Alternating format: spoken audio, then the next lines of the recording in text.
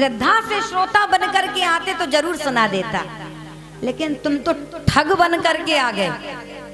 कहाँ कांच का टुकड़ा, कहाँ लाखों करोड़ों की मणि।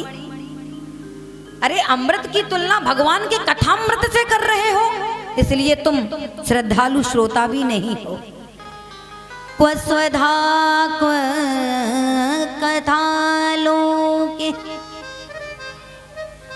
क्व काचा क्व मणिर्महान् ब्रह्मरातो विचार्येवं तदा देवान् जहांस। अरे कहाँ कांच का टुकड़ा, कहाँ लाखों करोड़ों की मणि, और आ गए इसको लेकर के। कथा नहीं सुनाएंगे आपको। श्रद्धा से श्रोता बन करके आते तो जरूर सुनाते। विनिमय बराबर की वस्तु का ही होता है जी, होता है कि नहीं? उसी कीमत की वस्तु आपके पास है, उसी कीमत की वस्तु हमारे पास है, तो विनिमय हो सकता है। लेकिन एक करोड़ों की है और एक कुछ भी नहीं, तो क्या विनिमय होगा? नहीं हो सकता। लेकिन एक मजे की बात आपको बताएं, परीक्षित जी 7 दिन के मेहमान बने बैठे हैं, 7 दिन के बाद मरने वाले। लेकिन देवताओं का लाया हुआ अमृत यदि परीक्षित जी ने पान कर लिया होता तो ये बात निश्चित है कि परीक्षित जी मरते नहीं, अमरता को पा जाते कि नहीं? अमृत तो अमृत है, अपना काम करता। परीक्षित जी मरते नहीं, लेकिन उन्होंने अमृत को स्वीकार नहीं किया, भगवान के कथामृत को स्वीकार किया। और यहाँ पर यह बात भी सिद्ध होती है कि जीव के जीवन में 3 प्रकार के ताप सताते रहते हैं, दैहिक, दैविक, भौतिक। दैहिक और दैविक ताप ने परीक्षित जी को भी नहीं छोड़ा। देवताओं ने भी आकर के परीक्षा ली और लालच दिखाया कि महाराज ये ले लो और भगवान का कथामृत हमें दे दो। तो महाराज उन्होंने अमरता को स्वीकार नहीं किया, क्योंकि अमृत अमरता तो प्रदान कर सकता है, लेकिन अभयत्व भगवान का कथामृत ही प्रदान कर सकता है। बोल वृंदावन बिहारी लाल की, कह दो राधे राधे। तो महाराज मरना इससे डरने की जरूरत नहीं है।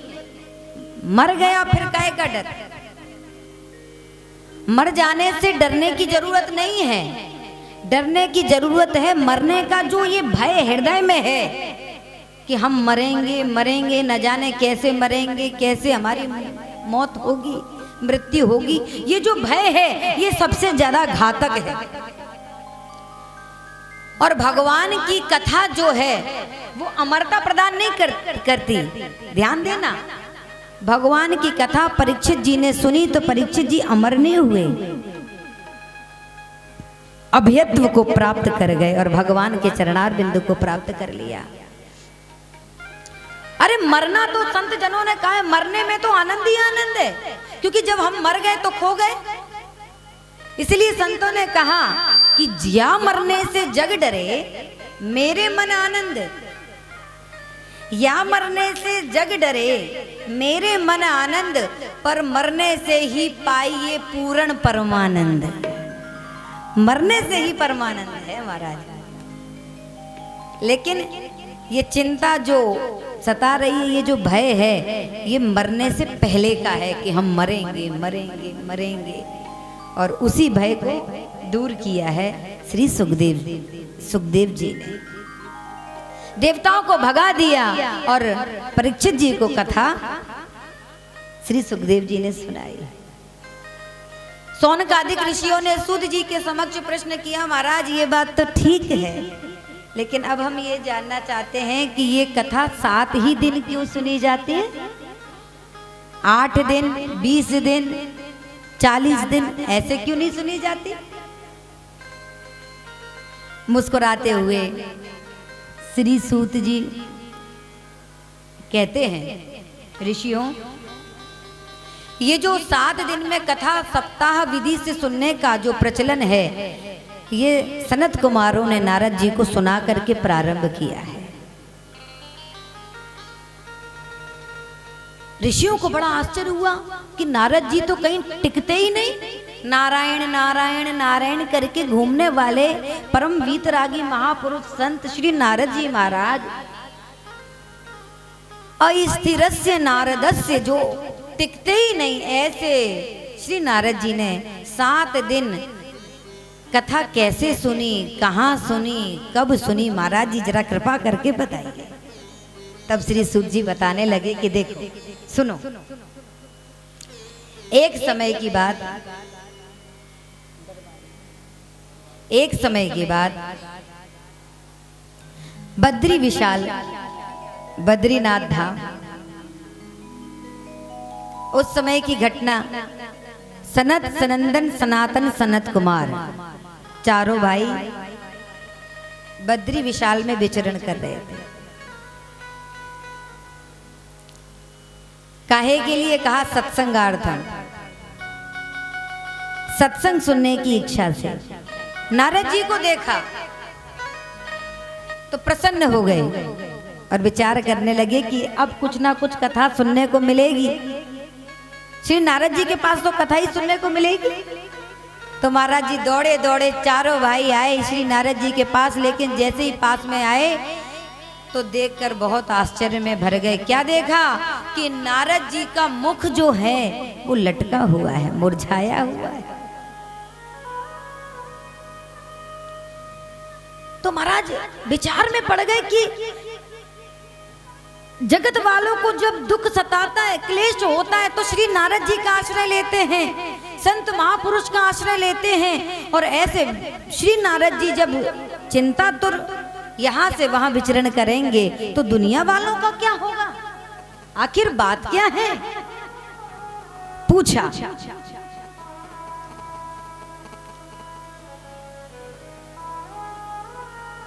कथम ब्रह्मन दीन मुख कुतश्चिंता तुरो भवान् त्वरितं गम्यते कुत्र कुतश्चागमनं तव। अरे श्री नारद जी, आखिर बात क्या है? आप इस प्रकार से चिंता में कहां भागे जा रहे हो? श्री नारद जी ने कहा, आप अच्छे मिले भैया, बड़े भाई हैं ना, आप आगे कथा में सुनेंगे। मैं भगवान की कथा सुनने के उद्देश्य से इस धरती पर आया,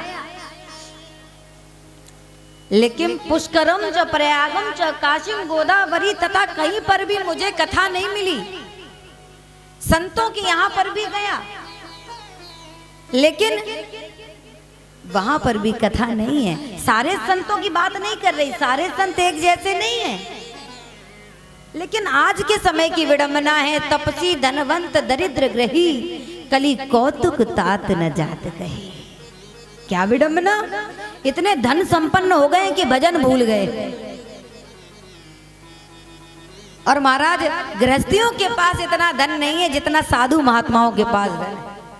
बोलो सत्य बात है ना? कह दो राधे राधे राधे। तो महाराज संतों के पास अब भजन ही नहीं है। कुछ 2 4 10 उंगलियों पर गिन लो, उनकी बात छोड़ दो, बाकी तो सब माया जाल में फंसते चले जा रहे हैं। कहाँ होगा उनके पास सत्संग? फिर मैंने विचार किया गृहस्थियों के पास जाकर देखता हूँ, लेकिन गृहस्थियों के पास भी कलह कलेश मचा हुआ है। तरुणी प्रभुता गेहे श्याल को बुद्धिदायी का कन्या विक्रीणो लोभा दंपति नाम च कलकना। पति पत्नियों में झगड़ा मचा हुआ है, कहाँ सत्संग होगा?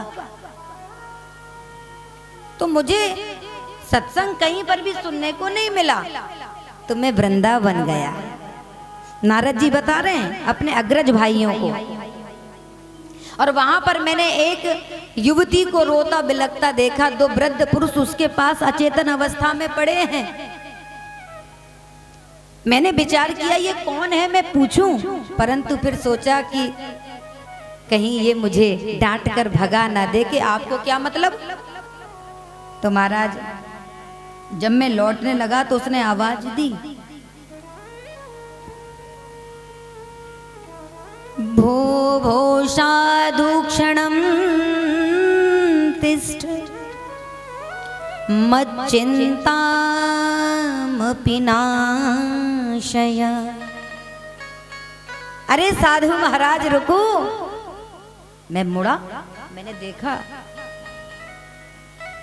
और मैंने देखा क्या कि वो स्त्री रो रही है। मैंने पूछा का सित्वम का विमौ का इमः वद देवी सब विस्तारम स्वस्थ दुख से कारणम। आप कौन है, ये कौन है वृद्ध महापुरुष, आप अपने दुख का पूरा कारण बताओ। तब बताने लगी, अहम भक्ति रीति ख्याता इमौ में तनयौ मतौ ज्ञान वैराग्य नामानो काल योगेन जर्जरो। मेरा नाम भक्ति देवी है और ये दोनों जो वृद्ध मेरे पास पड़े हैं ना, ये मेरे बच्चे हैं, मेरे खुद की संतान। एक का नाम है ज्ञान और दूसरे का नाम है वैराग्य। परंतु समय की विडंबना देखिए महाराज कि माँ तो नवयुवती बन गई, मैं जवान हो गई, और न जाने क्या हुआ कि मेरे बच्चे बूढ़े होकर के मूर्छित हो गए। और यही मेरे दुख का मूल कारण है महाराज। आप बताओ एक माँ के ऊपर क्या बीतेगी। माँ बूढ़ी हो, बच्चे जवान हो, तो ये अच्छा लगता है देखने में। अब माँ जवान है, बच्चे बूढ़े हो जाएं, तो बड़े दुख की बात है कि नहीं। और यदि यही बात निरंतर चलती रही महाराज, मैं सच कहती हूँ, इदम स्थानम परित्यज्य विदेशम गम्यते मया, मैं छोड़ दूंगी ये स्थान, कहीं दूर चली जाऊंगी। और महाराज मैं दक्षिण भारत में जन्मी, कर्नाटक आदि राज्यों में मैं बड़ी हुई, महाराष्ट्र आदि राज्यों में कहीं कहीं मुझे बहुत सम्मान मिला, परंतु कुछ कुछ स्थान ऐसे भी थे जहां से पाखंडियों से खंडित होने के बाद मैं प्राय प्राण बचा करके जैसे श्रीधाम वृंदावन में आई तो पुनः प्राप नवीन स्वरूपिणी।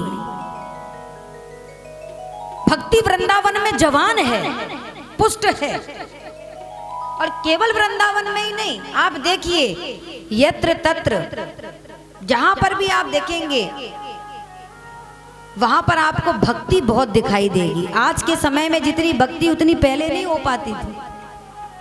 अच्छा आप बताओ सच सच है कि नहीं, पहले इतनी कथाएं होती थी जितनी अब हो रही हैं?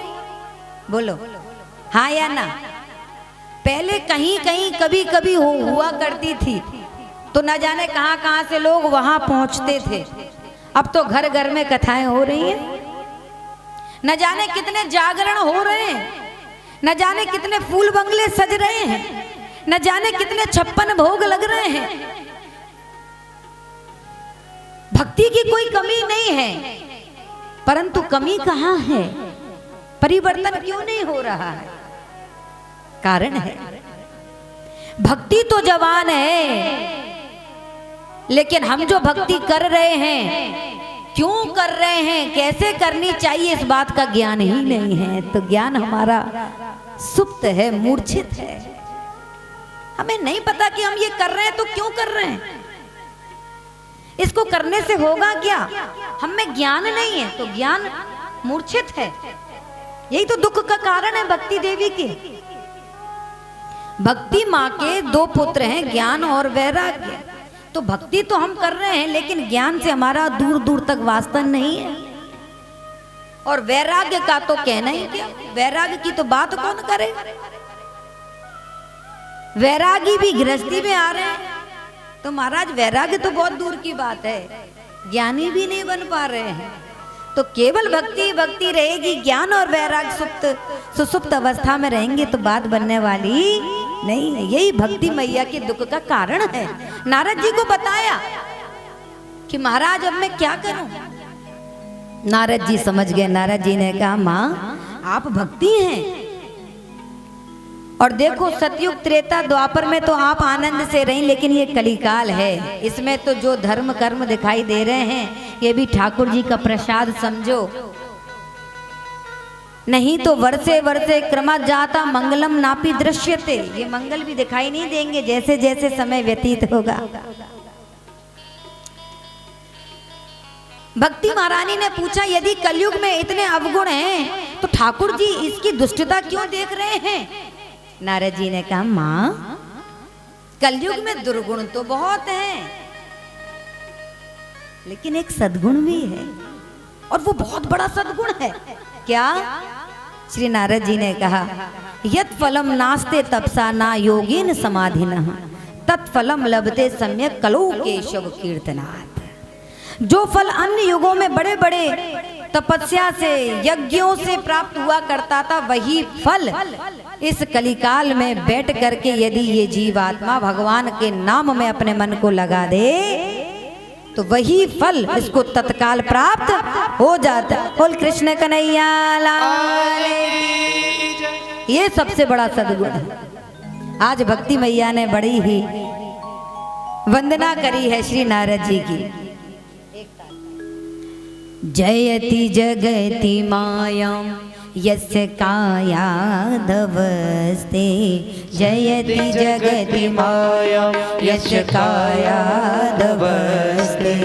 जयति जगति मायां यस्य कायादवस्ते, जयति जगति मायां यस्य कायादवस्ते। वचन रचन मेकं केवलं चाकलैवे, वचन रचन मेकं केवलं चाकलैया।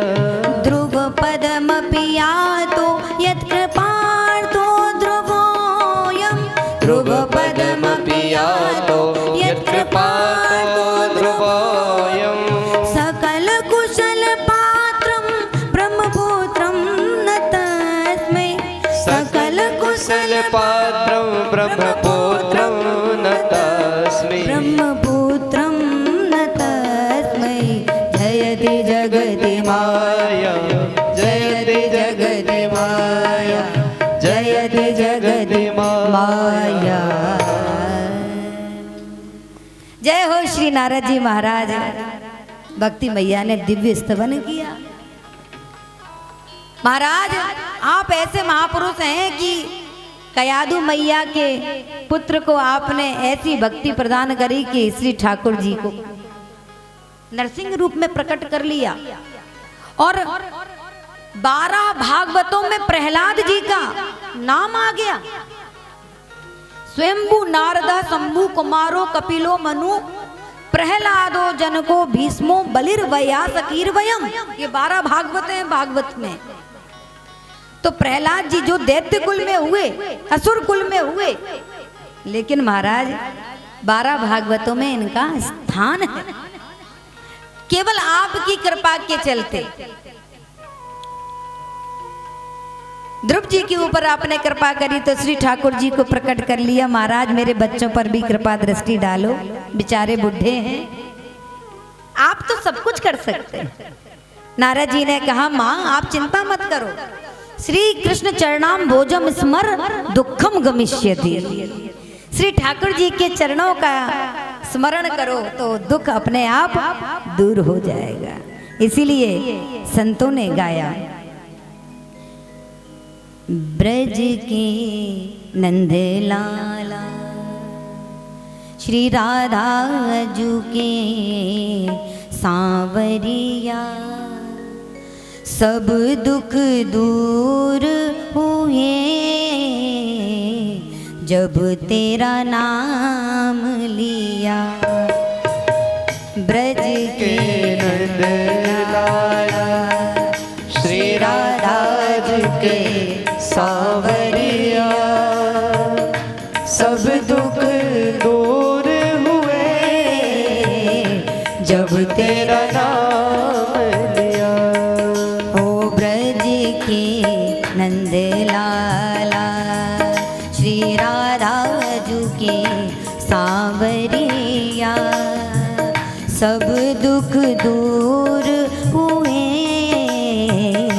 जब तेरा नाम लिया।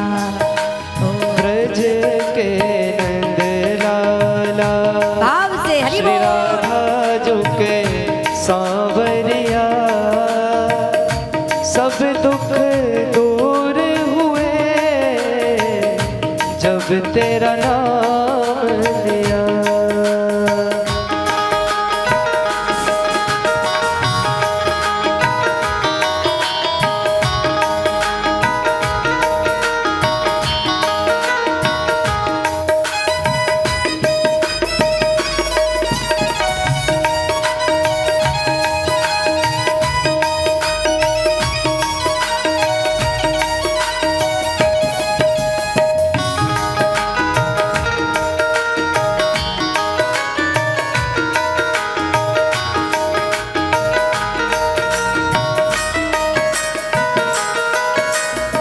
मीरा पुकारे तुम्हें गिरधर गोपाला।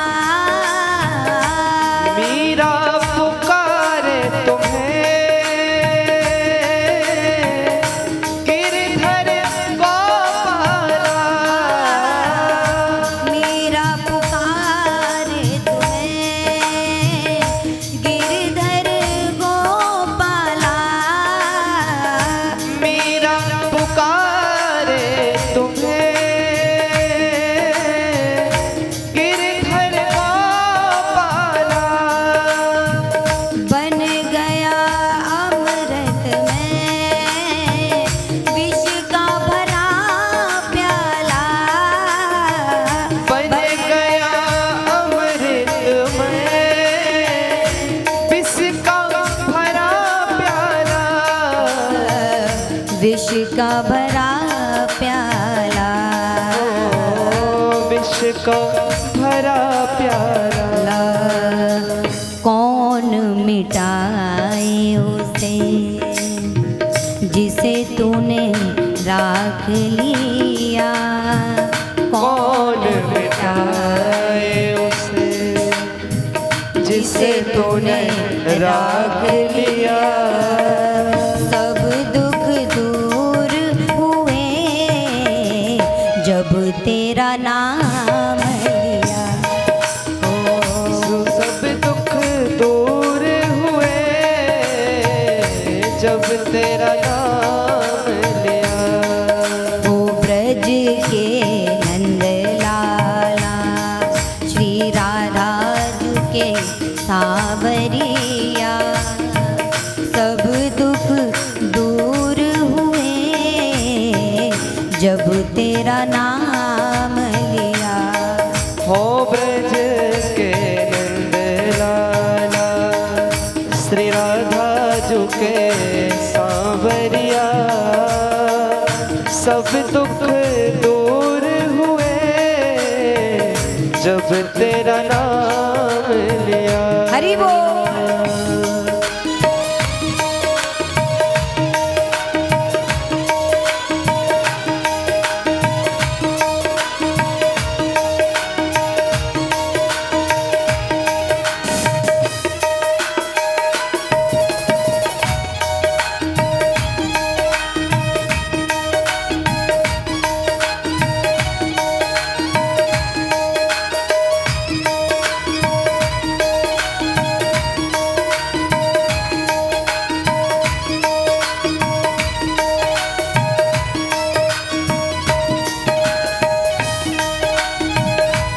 जय हो हरि बोल।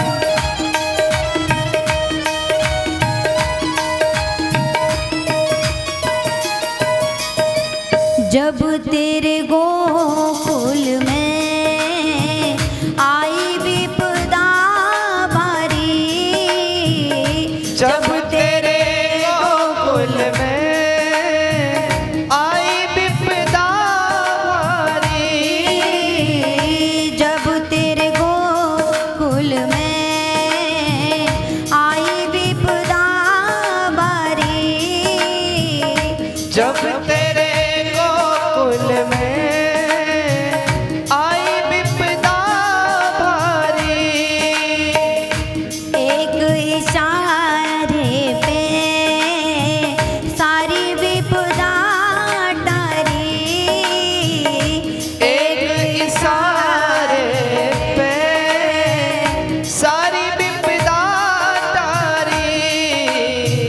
सारी विपदा टारी, सारी विपदा टारी। उठ गया गोवर्धन, उठ गया गोवर्धन, जिसे तूने उठा लिया। उठ गया गोवर्धन, जिसे तूने उठा लिया। सब दुख दूर हुए जब तेरा नाम लिया। सब दुख दूर हुए जब तेरा नाम लिया। ब्रज के नंद लाला श्री राधा के सावरिया, सब दुख दूर हुए जब तेरा नाम लिया।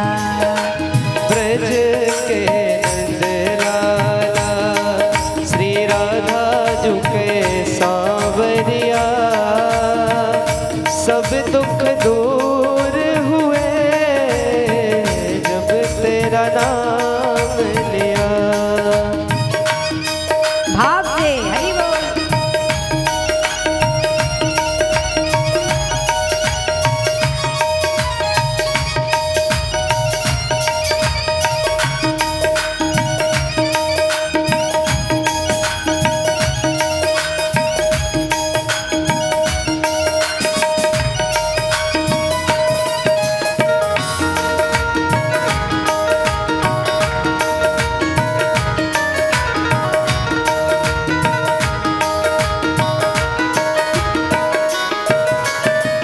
नैनों में श्याम बसे, मन में है बनवारी। नैनों में श्याम बसे, हरि मन में बनवारी। नैनों में श्याम बसे, मन में है बनवारी। नैनों में श्याम बसे, मन में बनवारी।